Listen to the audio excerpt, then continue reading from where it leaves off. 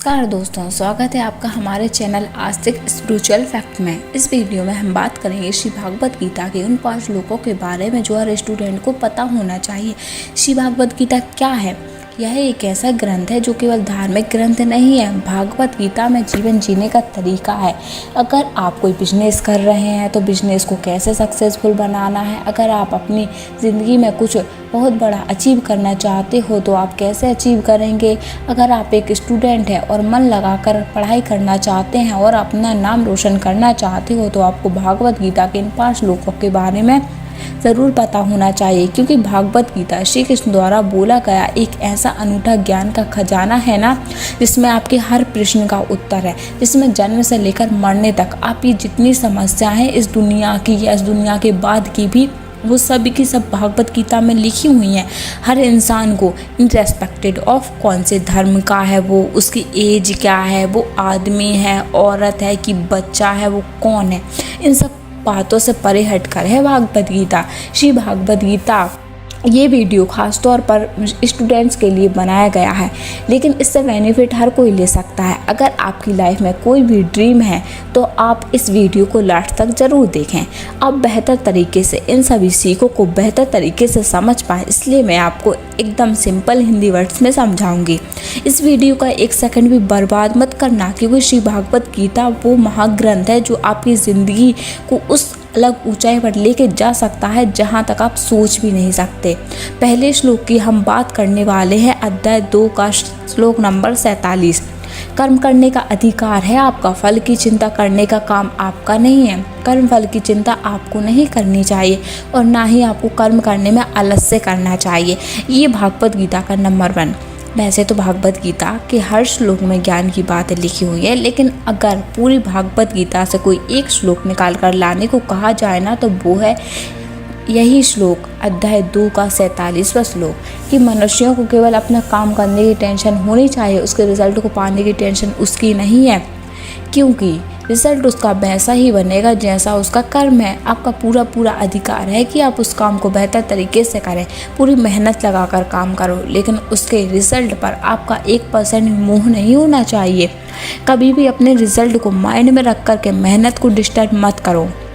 हालांकि ऐसा करना बहुत मुश्किल है, लेकिन अगर आप कोशिश करोगे ना तो काफ़ी हद तक आप इस लेवल पर पहुंच जाओगे कि जब केवल अपनी पढ़ाई पर, अपने गोल्स पर ध्यान दोगे, अपनी मेहनत पर ध्यान दोगे, फिर चाहे आप उसके बाद में आप फेल हो जाओ, फिर आप असफल हो जाओ, आप पर कोई फ़र्क नहीं पड़ेगा, क्योंकि अगर आपको फल नहीं मिलेगा तो आपको कम से कम ज्ञान ज़रूर मिलेगा। और ये हर स्टूडेंट्स को अपने दिमाग में बिठा कर रखना चाहिए कि उसका काम है पढ़ाई करना, नॉलेज हासिल करना, रिज़ल्ट ऊपर वाले के हाथ में है। इस वीडियो में हम दूसरा श्लोक जो लेने वाले हैं ना, वो है अध्याय 6 का श्लोक नंबर 26। इसमें लिखा हुआ है कि जब जब मन चंचल होकर भटकता है उसे वापस नियंत्रण में ला करके उसे अपनी आत्मा में ही स्थिर करना चाहिए। कहने का क्या मतलब है? कोई केवल धार्मिक मीनिंग नहीं निकलता इस बात का बहुत बड़ा मीनिंग निकलता है। सिंपल हिंदी में समझाती हूँ आपको। जब जब आपका मन चंचल होकर के भटक रहा है तो कोई भी कारण हो भटकने का, आपको काम पर अगर आपका मन नहीं लग रहा है तो उसे नियंत्रण में ला करके आत्मा में स्थिर करना चाहिए। कहने का मतलब है उसको वापस ला करके उसको अपने काम में, अपने अंदर ही रखना चाहिए, क्योंकि मन की प्रकृति है भटकना, मन की प्रकृति है चंचल होना। अगर इस दुनिया में सबसे वॉलेटाइल कोई चीज़ है ना, तो वो है आपका मन। जब आप किताब खोलकर बैठते हो ना, तब क्या विचार आते हैं? अरे यार मुझे तो वो काम करना था, अरे यार मुझे तो घूमने जाना था, अरे यार पढ़ाई तो बहुत मुश्किल है, इससे अच्छा है कोई और काम कर लूँ। आपका मन जो है ना, आपकी कैपेबिलिटीज़ को नहीं देखने देता है, आपकी कैपेबिलिटीज़ पर, आपकी मेहनत पर ध्यान देने से रोकता है आपका मन। लेकिन अगर आपने मन को वश में कर लिया, जो कि भागवत गीता में क्लियर लिखा हुआ है, श्री कृष्ण कहते हैं कि भागवत की मन ऐसी चीज़ है जो चंचल है, लेकिन उसको प्रैक्टिस करके वश में लाया जा सकता है। It's possible to control your thoughts. अगर आपका मन चंचल होता है ना, पढ़ते टाइम या कोर्स पर फोकस करते टाइम तो आपको प्रैक्टिस करना चाहिए कि आप कंट्रोल कर सको। कंट्रोल करने के बहुत सारे तरीके हैं, चाहे तो आप मेडिटेशन करो, चाहे तो आप उसी हिसाब से मेंटेन करो कि आपको जो ध्यान है ना वो पूरा आपके काम पर हो, ना कि इधर उधर भागता हो। इस वीडियो में हम जिस तीसरे श्लोक के बारे में बात करने वाले हैं वो श्लोक है 18वें अध्याय का 45वां श्लोक। उसमें क्या लिखा हुआ है? अपने कर्म में लगे रहकर प्रत्येक व्यक्ति कामयाब होता है। बहुत बड़ी बात है, अपने अपने कर्म में लगे रहकर प्रत्येक व्यक्ति कामयाब होता है। अब इस प्रत्येक व्यक्ति में ना हर व्यक्ति कवर हो गया, किस एज का होना चाहिए, किस धर्म का होना चाहिए, आप कब इस वीडियो को सुन रहे हैं कोई फ़र्क नहीं पड़ता। इसमें क्लियर लिखा हुआ है कि आप अपने अपने काम में लगोगे ना तो हर इंसान कामयाब हो जाएगा। अपने कर्मों के द्वारा परमात्मा की उपासना करते हुए मनुष्य सिद्धि प्राप्त कर सकता है। ये आप स्पिरिचुअल से भी जोड़ सकते हो या फिर अपने गोल्स पर भी जोड़ सकते हो। अगर आप कर्म करोगे अच्छे अपने गोल्स से जुड़ने के लिए, अगर आपका गोल है कि मुझे भगवान की सिद्धि चाहिए, मुझे भगवान प्राप्त करना है, तो आपको परमात्मा की उपासना करनी होगी। अगर आपकी लाइफ में आपका कोई ऐसा गोल है जो आपको इसी जन्म में यहीं पर पूरा करना है, फिर आपको अपने कर्मों की उपासना करनी चाहिए। आपका कर्म ही आपका भगवान है, आपको अपने कर्मों पर ध्यान देना चाहिए। भागवत गीता में बार बार कर्म पर जोर दिया गया है। क्यों? क्योंकि हम इस धरती पर आए हैं, यह है हमारी कर्म स्थली। ऐसा हो ही नहीं सकता कि किसी भी पल में हम कोई बिना कर्म किए रह जाएं। अगर हम यह भी सोचेंगे कि हमें कोई काम नहीं करना, तब भी हम ये सोचने का कार्य करेंगे कि हमें कोई कार्य नहीं करना है। ऐसा हो ही नहीं सकता कि हम बिना किसी काम के किए हुए रह जाएं। भागवत गीता में श्री कृष्ण कहते हैं कि अपने अपने कर्म में लगे रहकर, यानी कि आपको कर्म तो करना ही है, लेकिन कौन सा कर्म करना है? अपना कर्म जो आपको अपनी मंजिल तक लेकर जाएगा। अगर आप स्टूडेंट हो ना तो आपका कर्म क्या है? स्टडी करना। अगर आप स्टडी करोगे तो क्या होगा? प्रत्येक व्यक्ति कामयाब होगा। प्रत्येक व्यक्ति में आप भी आते हो। हम अब जिस चौथे श्लोक की बात करने वाले हैं वो है अध्याय 6 का 5वां श्लोक। क्या लिखा हुआ है इसमें? ध्यान से सुनो। व्यक्ति को अपने द्वारा ही उद्धार करना चाहिए, ना कि अपने को नीचे गिराना चाहिए। दोबारा से सुनो इस बात को। व्यक्ति को अपने द्वारा ही अपना उद्धार करना चाहिए। कोई नहीं आएगा जो कहेगा कि ले यह कर, पढ़ ले, यह याद कर ले, ये वाला काम कर ले, मैं तेरे साथ हूँ। कोई नहीं आने वाला। भगवान ने स्वयं कहा है व्यक्ति को अपने द्वारा ही अपना उद्धार करना चाहिए, ना कि अपने को नीचे गिराना।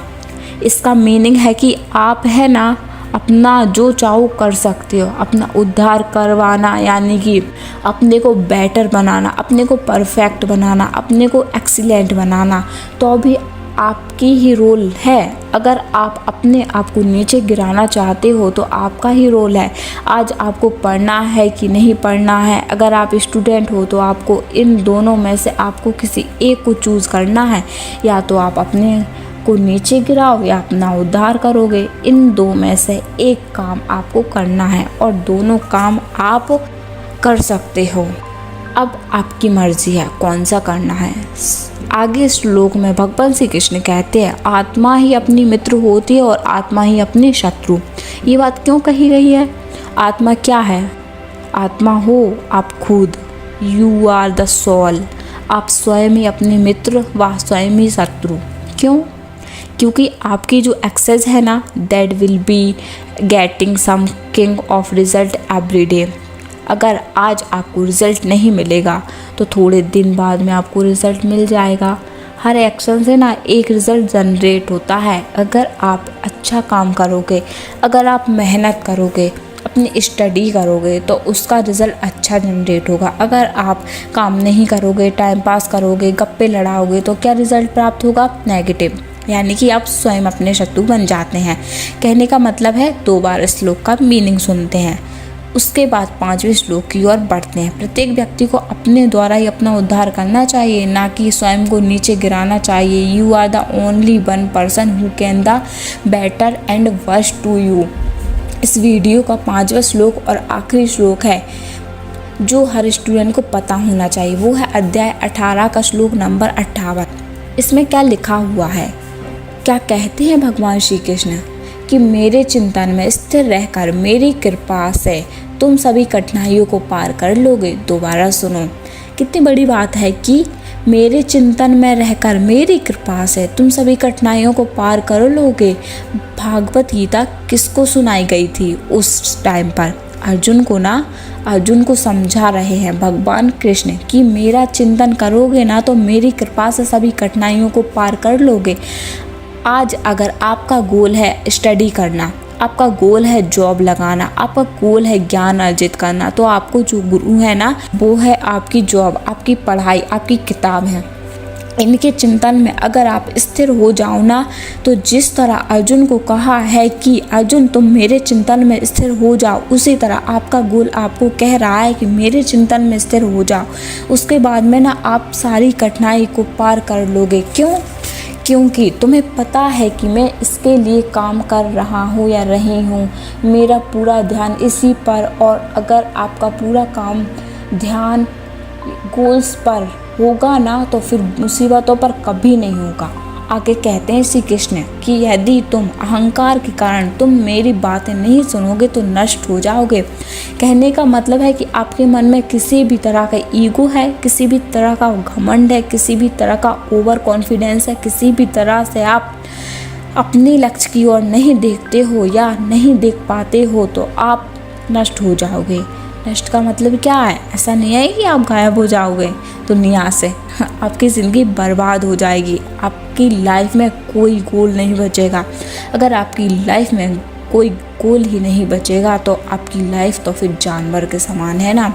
अगर आप स्टूडेंट हैं तो ये बातें हमेशा अपने माइंड में रखें, अपना ख्याल रखें। और वीडियो पसंद आए तो लाइक, सब्सक्राइब एंड शेयर ज़रूर करें। धन्यवाद।